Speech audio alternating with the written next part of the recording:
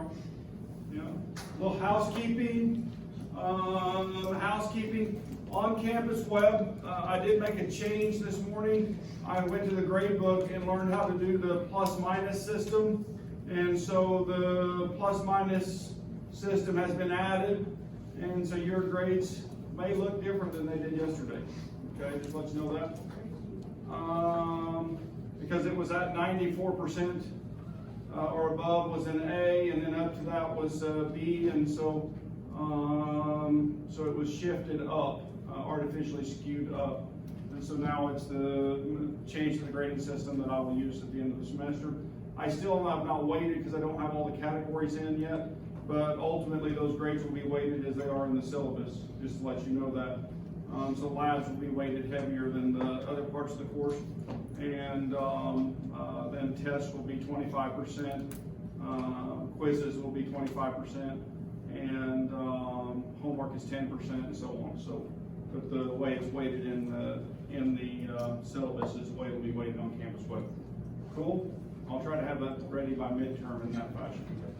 So, although, yeah, we'll have to figure that one out. I'm still working on it. And anything else? I opened up an assignment for a few people. A number of you didn't complete the Mendeleev periodic table assignment. And so I gave you a little bit of grace. Hopefully you'll be able to use that successfully and improve that a little bit, because that, you know, that's a significant point value. What is Friday? Test over chapters 1, 2, and 3. There is a quiz due tomorrow with a grace period to Thursday for lab. Don't forget to do that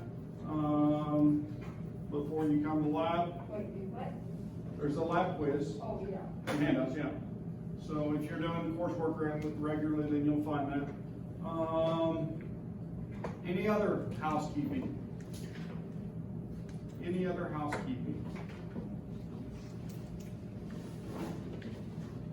No? All right, then we're gonna jump right in and see if we can get off this screen.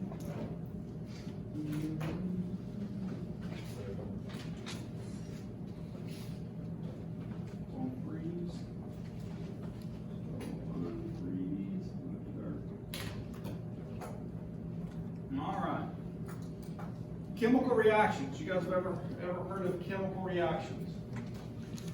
Yeah. So we've been learning to name, and part of learning to name and to do symbols is so then we can take that to the next step and actually do reactions and keep track of things. And we start looking at molar quantities, how much is present, and those types of things. And so we need to know when we have a reaction what a reactant is, and it's just a chemical, and we need to know the amounts, the coefficients that would go with those, and then we would want to know the product and the coefficients that go with those, and we would have a balanced chemical equation that we could do math with, literally.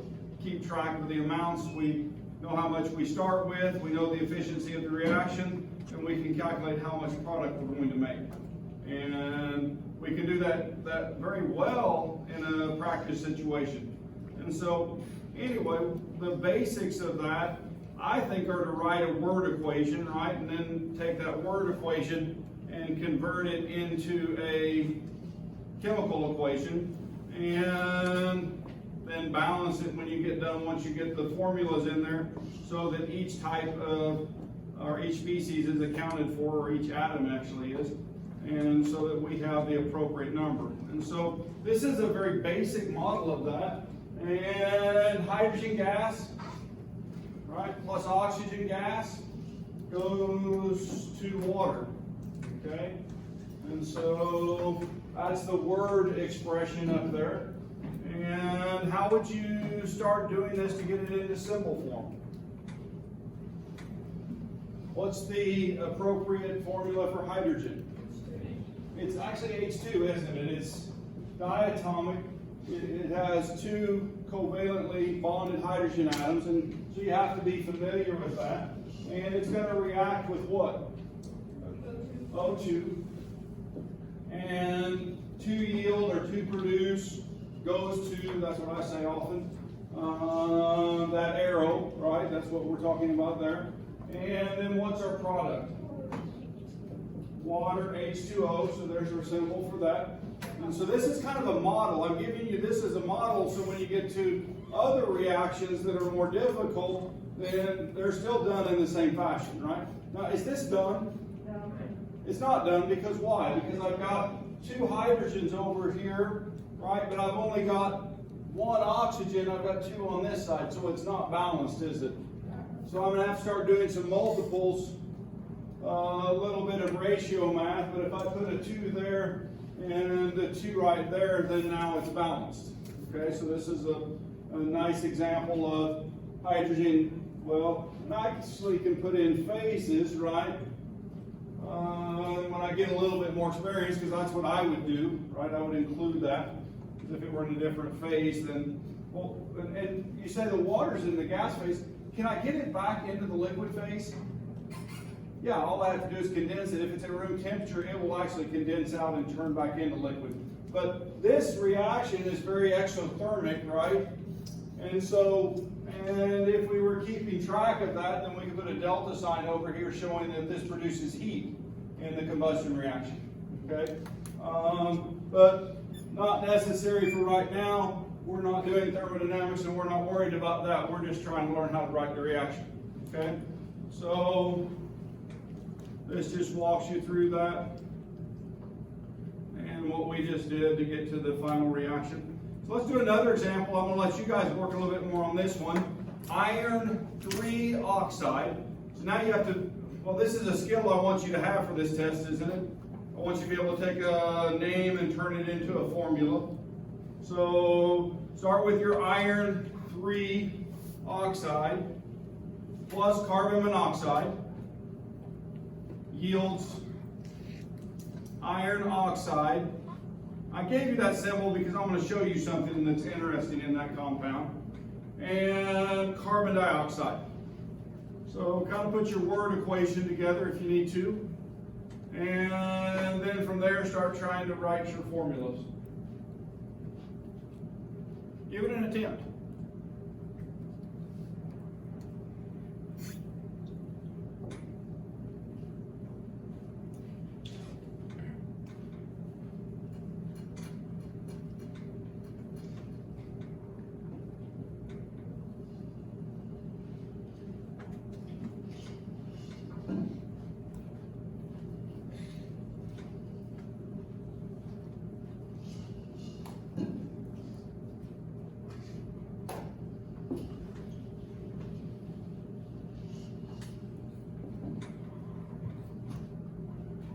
Start up here, I'm going to write Fe, but I have Fe with a Roman numeral 3 beside it. What does that mean?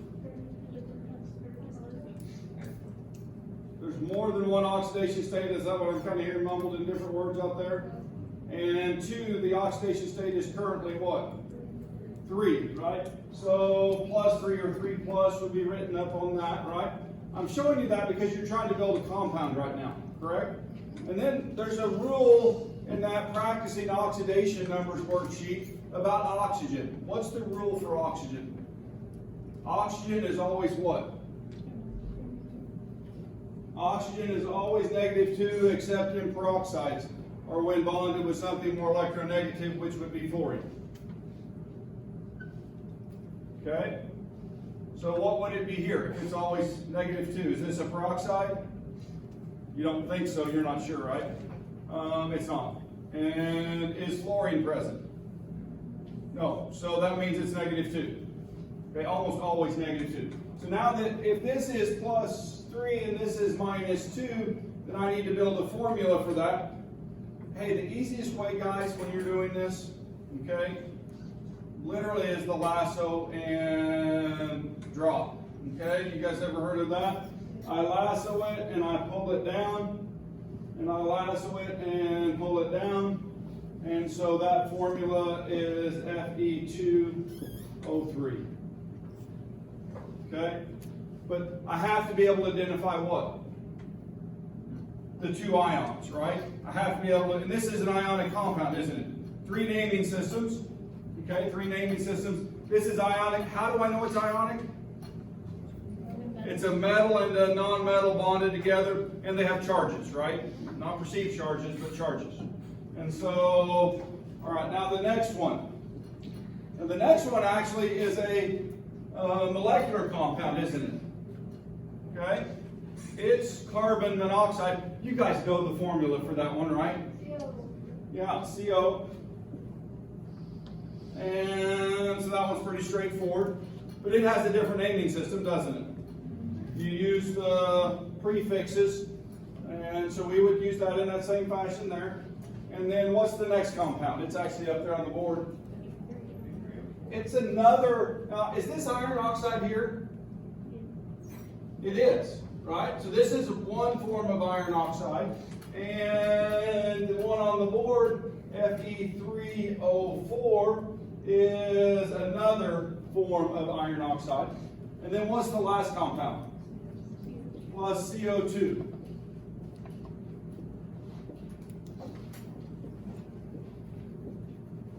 Okay, now I included phases in that because I'm an experienced chemist and I know what phase they're going to be when this reaction is going on. Does that make sense?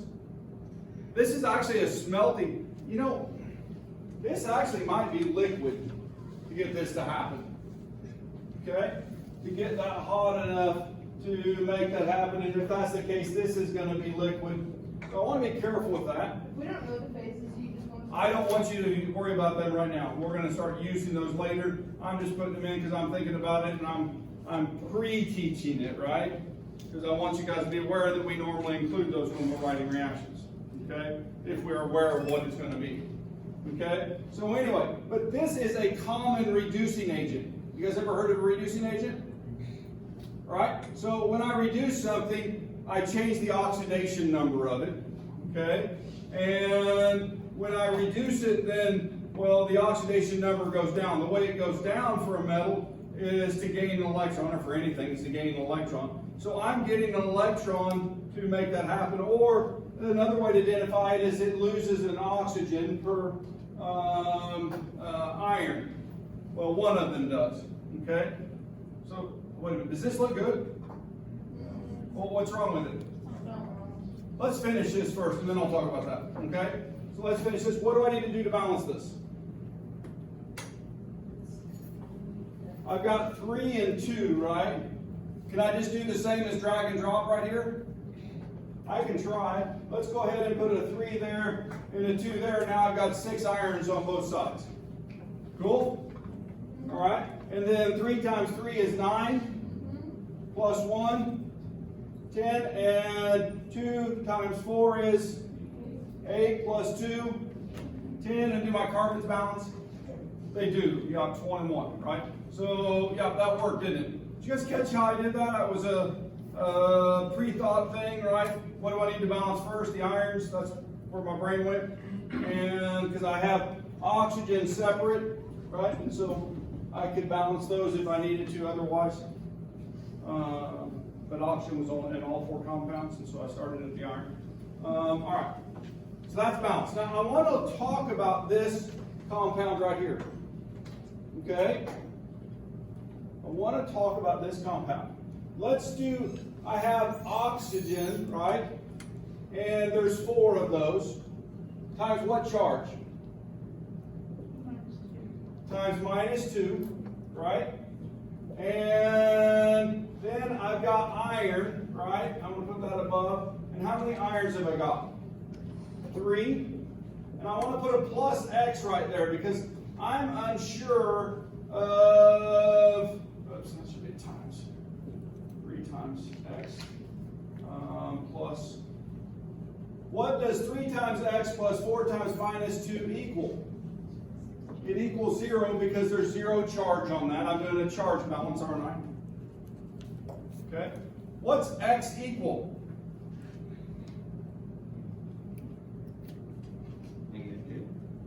Is it?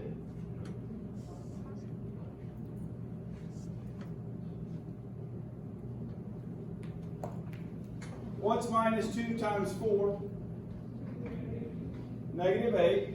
So that's minus 8 plus 3x. So what would be the first thing I would do? I would add plus 8 to both sides, right? You guys agree? And then, so those would cancel out. And then you said divide by 3.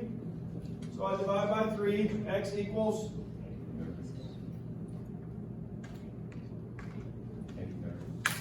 8/3. If we do that fraction, what is that? 2.66. Is it possible to have a 2.66 charge? So can I have you ever seen Fe plus 2.66 in your entire chemistry experience? Never. Those have to be what? Whole numbers. So that means that there's something different going on here. What is it? Can you guys guess? Could I have two different charges? Could I have two irons at one charge and one iron at a different charge? And the answer is yes. This happens occasionally. That's why I wrote the formula for you, because that's what's going on to alleviate confusion. There's one Fe plus 2, I should stay with the same convention, I go back and forth all the time, and 2 Fe plus 3s, right? So 2 times plus 3 is plus 6 plus 2, that's 8, isn't it? So there's 1 plus 2 and 2 plus 3s. Now, I'm showing you this because I want you to be aware that it's not always as straightforward as you think it is, but the examples I'm going to give you in this course are mostly going to be that. Okay, they're going to be straightforward, right? To not provide confusion when you go on in life, then you get to work with these anomalies that are different, or real world things that are different. Okay, cool? All right. So you can't have a partial charge, and so I use that in an example. So here it is, iron 3 oxide plus carbon monoxide yields our iron oxide plus carbon dioxide. And so Fe2O3 plus CO yields our Fe3O4 plus CO2. And Fe3O2, I think we got it. And anybody have any questions on that? There's some of these practice problems on sapling that are like this. I think they're kind of fun for me. Okay, I enjoy them. I'm worried about it like that. And I think that once you get skilled at naming, right, then this becomes more fun. But if you don't have the naming part down, then it makes this very difficult to get done. Cool? Right? Being able to write formulas from names and names from formulas. Okay, so that takes some practice. And where do we get those rules at and those types of things? Beginning of this chapter, right? Okay. All right. This is a gear. Anybody have any questions on that? Because this is a gear shift right here. We're changing directions a little bit. We're moving away from naming into a few calculations that are in this chapter.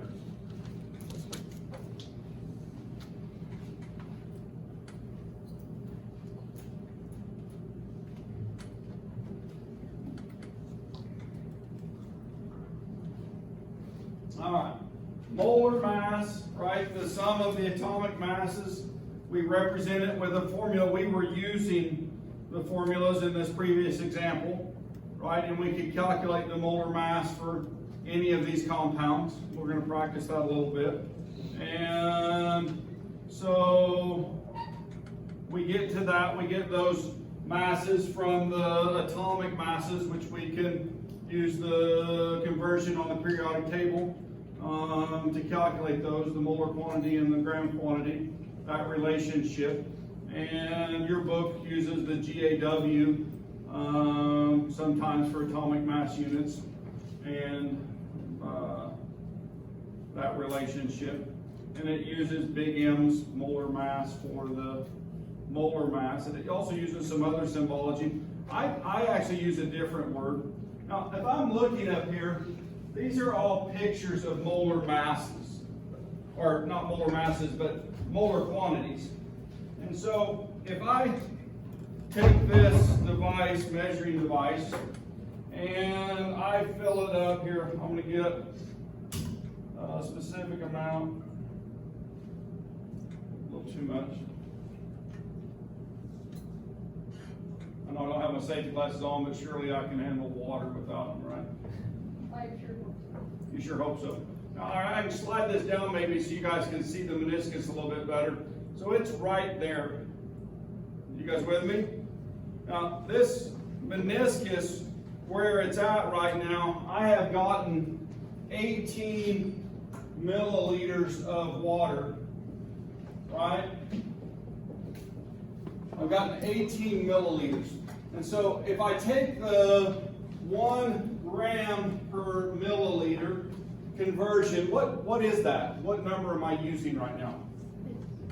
The density of water is right at 1 gram per milliliter.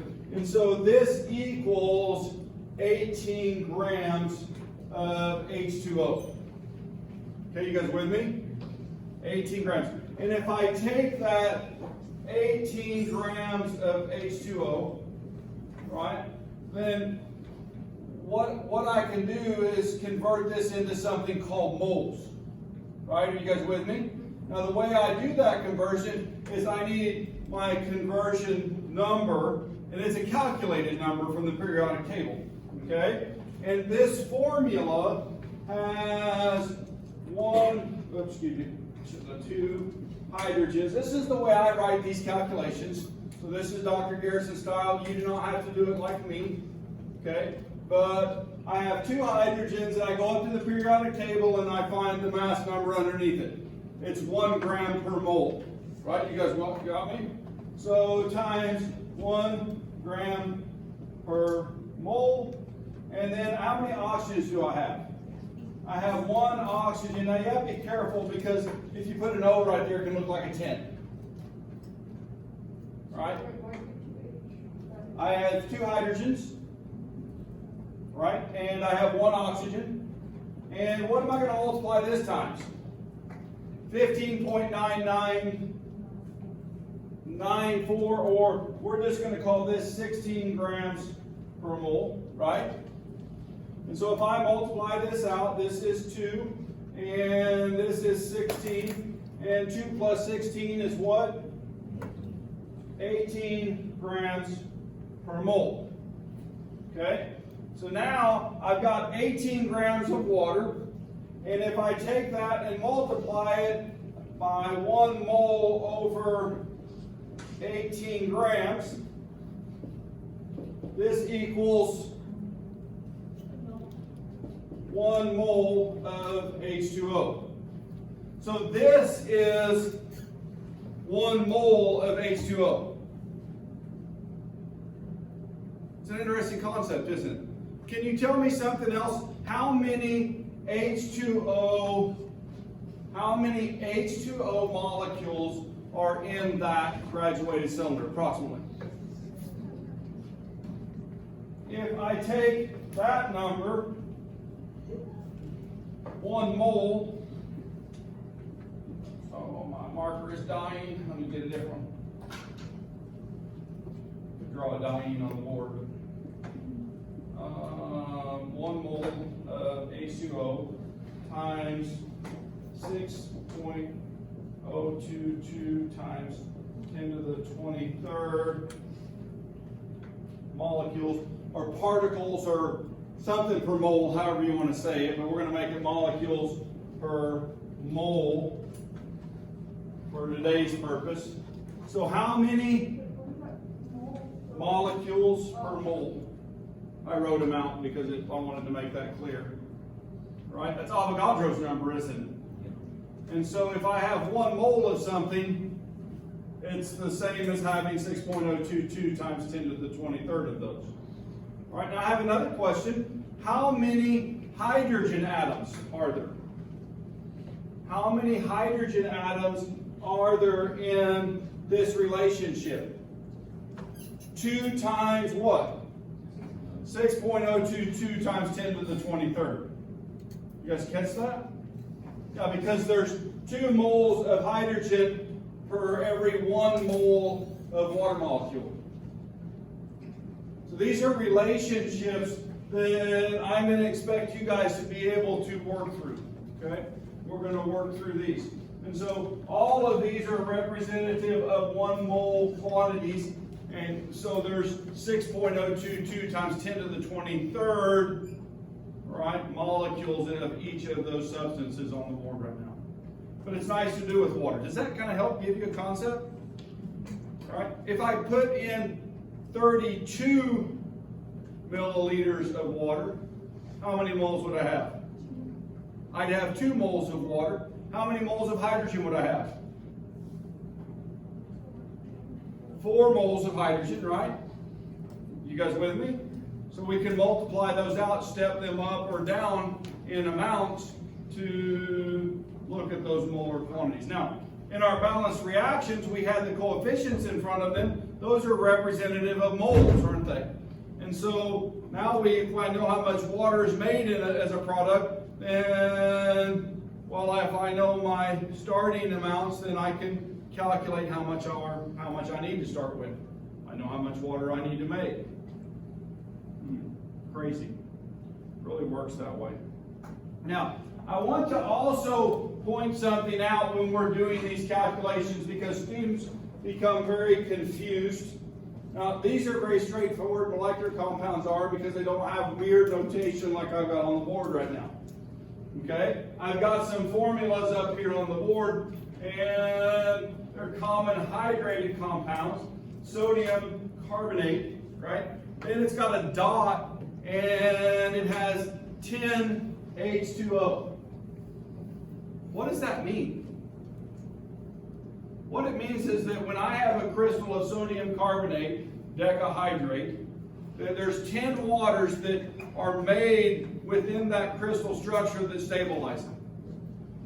You guys with me? And so if I'm calculating the molecular weight, then I have to include those waters of hydration.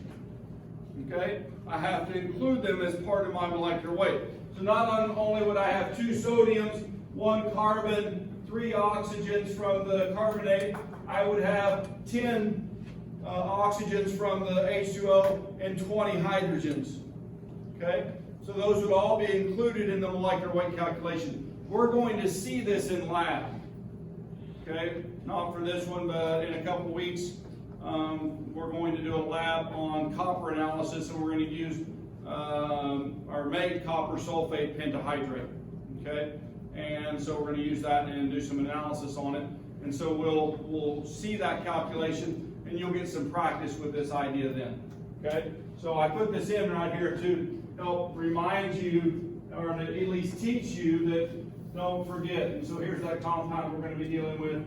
And so the molecular weight would be calculated from all of those, and the multiples that are put in front of them, or as subscripts. So don't forget to include that. Cool? Okay?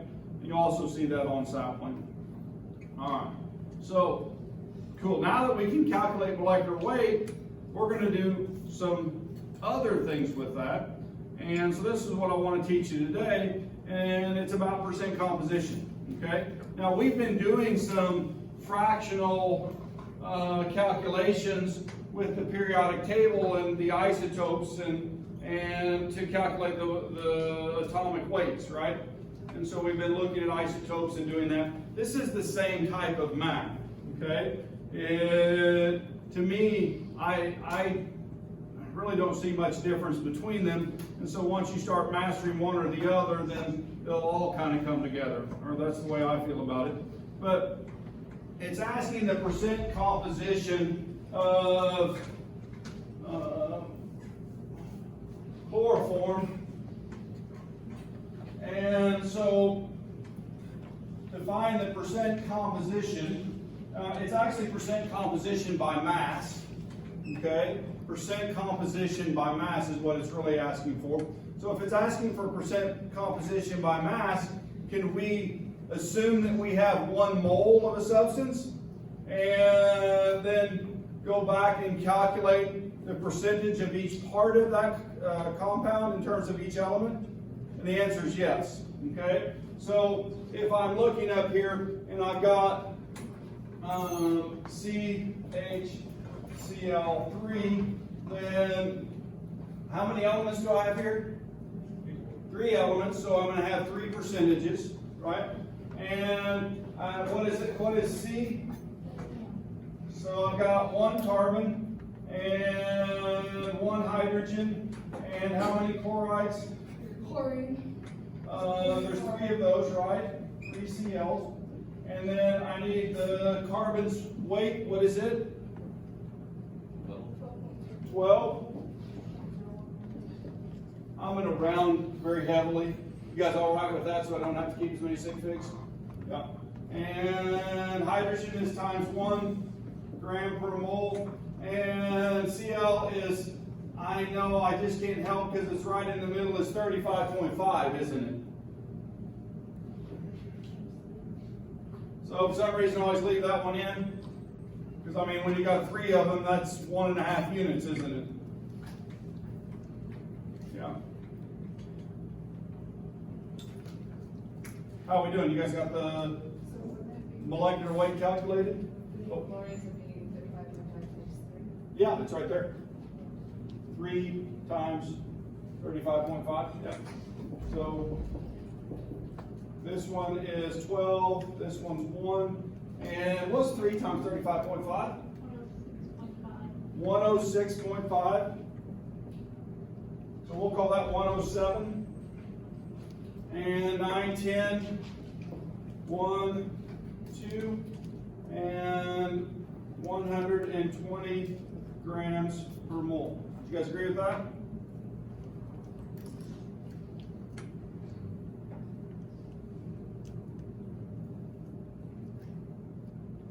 Did I do my math right? All right, now how do I get to the percent composition? This is showing the molar mass is the mass of the 3 things put together, right? And so we just calculated the molar mass and using that formula right there. All right, but it's 3 pieces, right? 119.377 if you kept sig figs. All right. Now, if you want to know the percent carbon, I need the total amount of carbon, which we've calculated right there. There's 12 grams of carbon in 1 mole of this, right? And so if I have 12 grams and I have 120 grams total, then how would I find the percentage? I would take the piece, the 12 grams, and divide that by 120 grams, right? And then I would multiply that times 100%, and that would equal 10%. Okay? All right, I'll let you do the other 2. I'll let you do the other 2.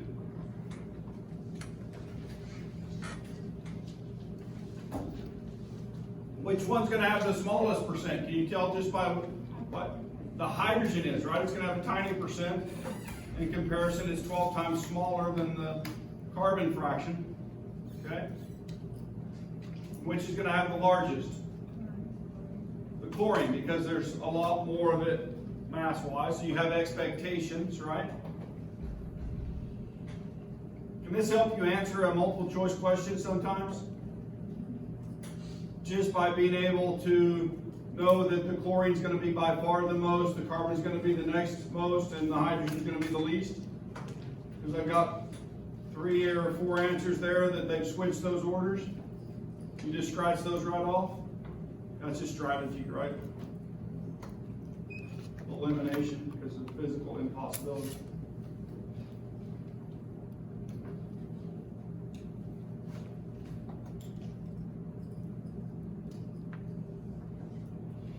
All right, so less than 1% for the hydrogen, about 0.8.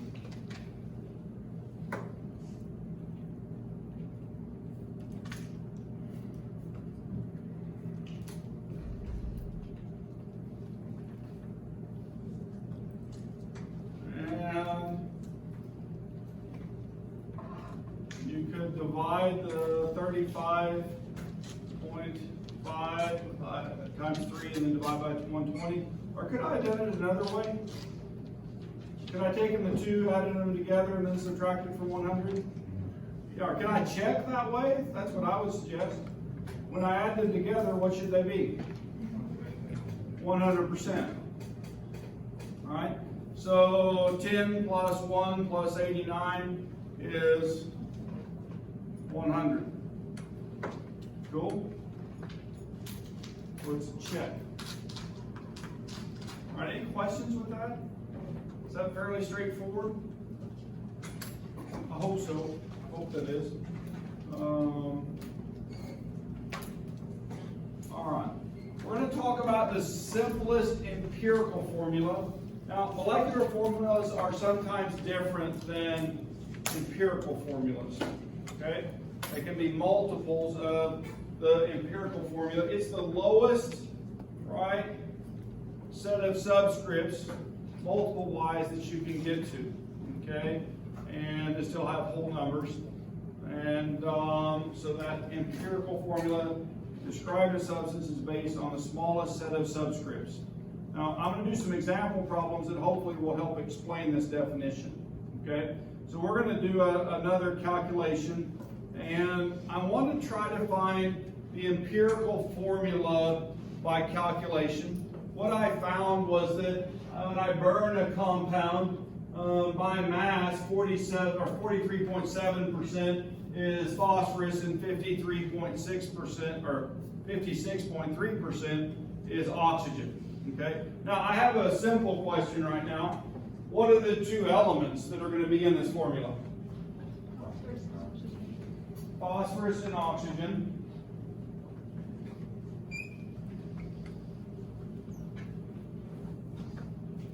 And so I've got phosphorus and oxygen, and what I'm looking for to find is X and Y. You guys with me? So I want those subscripts for that. And do I have enough information up here to calculate it? And the answer for me is yes. Okay. Now I do it a little differently than your book does. Your book uses percentages. It doesn't cancel units. I'm a big dimensional analysis person. I set up everything to cancel units. And so what I do is I turn these into weights. All right, so I'm going to show you how I do it on the board. And I would make the phosphorus be 43.7, right, grams of phosphorus. Okay? And I'm going to do a calculation from that. I'm going to find the number of moles of phosphorus that are present. Okay, you guys with me? That's what I want to do right now. So how do I find that? This is another calculation using the periodic table. I need a conversion from up there. What's the conversion factor that I'm using?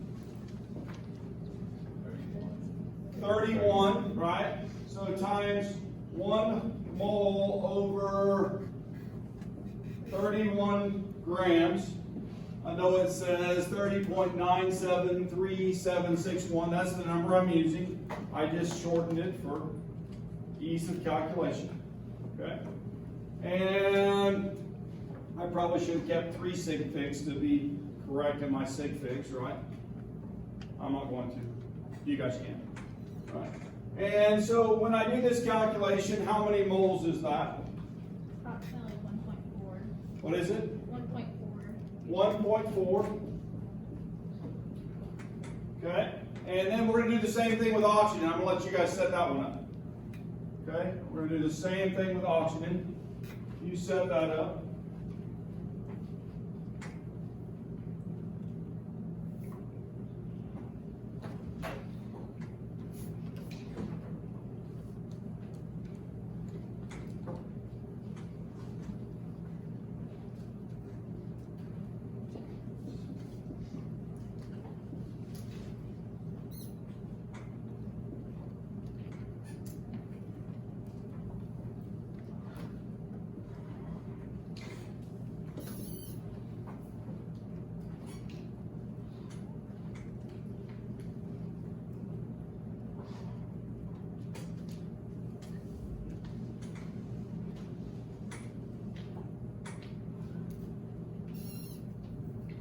We have a value for it.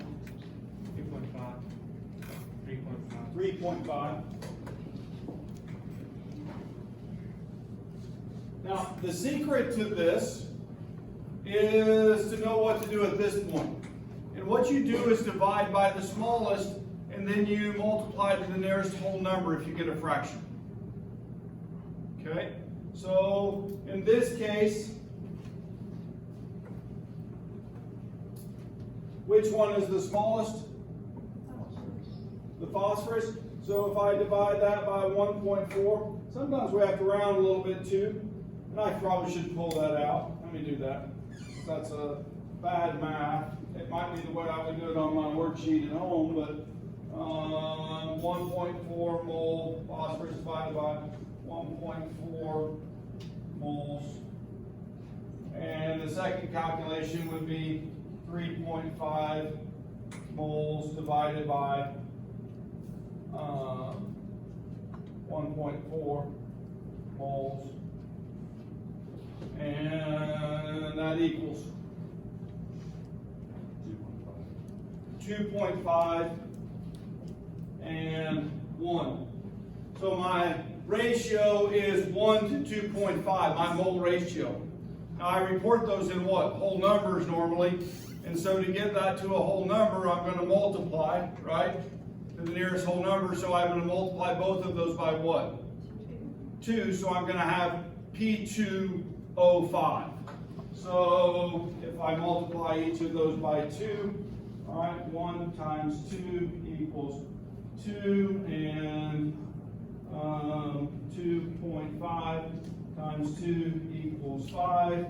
Then X is 2 and Y is 5 in that situation. I found it. Okay? So we're using our relationship, the amount present. So what your book shows, and is that you just take the percentage, which is what we did, except I turned it into what? I turned it into grams, okay? Because for me, that just makes more sense. I make a 100-gram sample and convert that over. But we get the ratio, divide by the smallest, and we multiply by an integer, and so our empirical formula is P2O5. Cool? All right.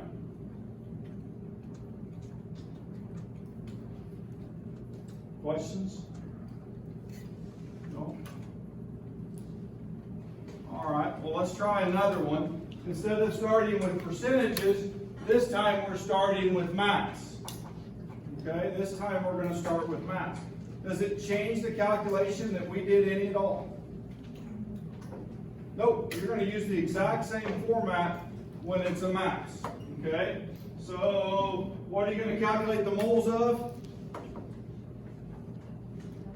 Nitrogen and oxygen. So I'm going to let you guys set this one up. This time we're doing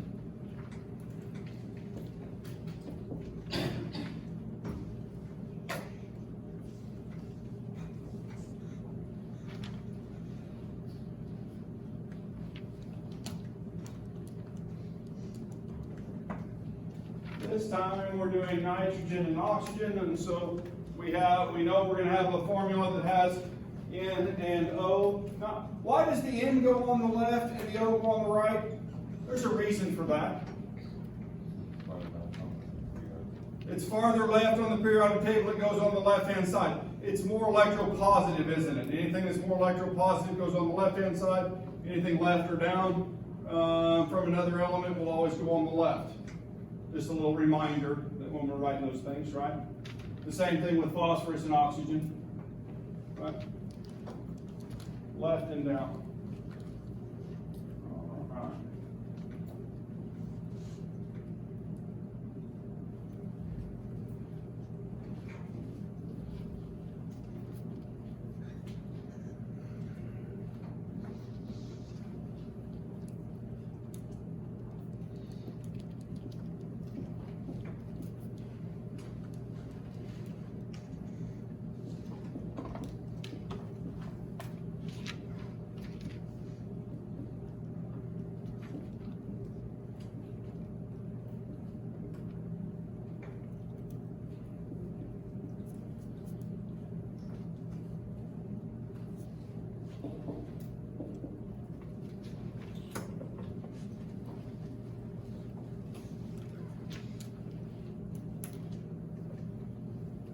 What is 2.34 divided by 14? 0.167. 0.167. And what is 5.34 divided by 16? 0.33.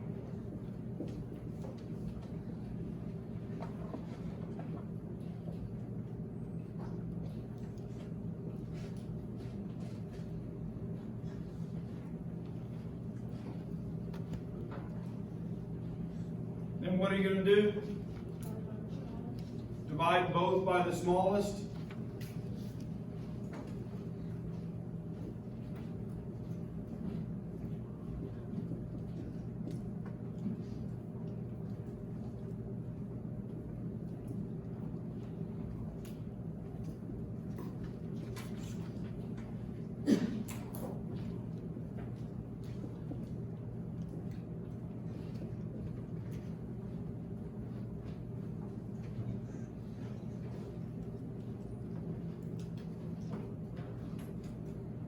How many got NO2?